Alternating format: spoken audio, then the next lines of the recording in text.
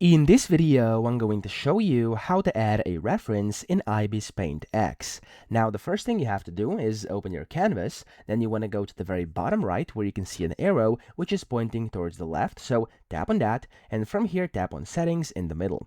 Now in here you can see a bunch of things, and you want to scroll down to User Interface. Inside User Interface, the first thing that pops up is Reference Window. So just toggle this, tap that icon just like that, and it's going to basically toggle on when it's blue.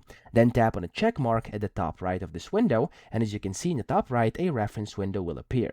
Now in there, you want to tap on the camera icon inside it, and you want to tap on Import Reference. Then from here, you can select the image you want to add as a reference. So I'm going to add this one, and then tap on Done. When you do that, as you can see, you're going to have your reference image over here, and then of course you can go ahead and start drawing, painting, or whatever you want to do with your reference image. So that's essentially how to achieve this. I hope this video helped you out. If it did, please subscribe to the channel and help me out as well.